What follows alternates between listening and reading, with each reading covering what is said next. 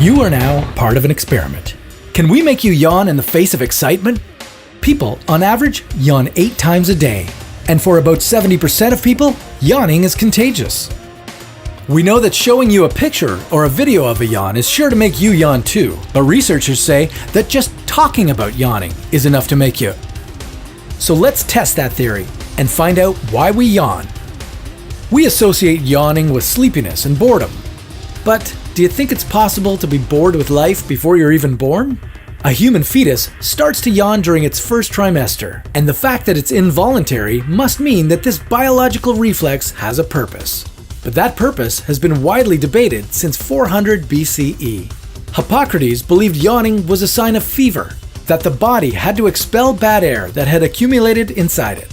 Today's theories are a little more sophisticated, but none have been confirmed. You may have heard that yawning gives us a big gulp of oxygen-rich air, which enters our bloodstream and perks us up when we need it most. That's a myth. Yawning may be something we do when we're bored, but definitely not always. Olympic athletes have been caught yawning before big events, famous musicians before concerts, and Green Berets before their first jump out of a plane. Neuroscientist Robert Provine believes yawning could signal a physiological transition.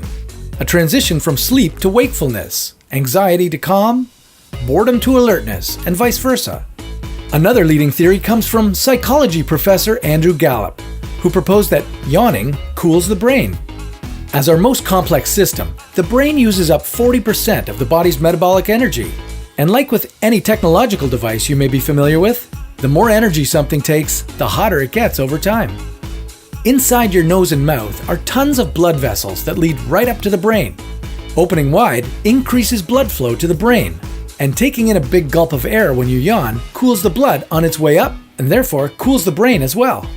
This might explain why you yawn closer to bedtime and shortly after waking up. At the end of a long day, your brain temperature and body temperature are at their highest point in the sleep-wake cycle. But those temperatures fall when you sleep and rise when you wake up. So, you yawn to normalize your internal temperature, to keep it in sync with other bodily processes. This theory may be supported by the fact that we tend to yawn more when it's cooler outside than when it's hot. Another thing about yawning is that it relieves pressure that builds up behind the eardrum when you change altitudes. So really, the reason why we yawn might not have much consensus, but we do know that it's contagious. You yawn when people around you yawn. You yawn when you see pictures or videos of people yawning. You yawn when you talk about yawning. You yawn when you hear people talk about yawning. But do you know why?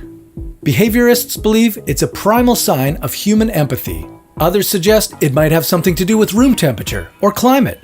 For now, the exact reason is yet to be determined. Do you have any ideas? Have you yawned yet during this video? How about now?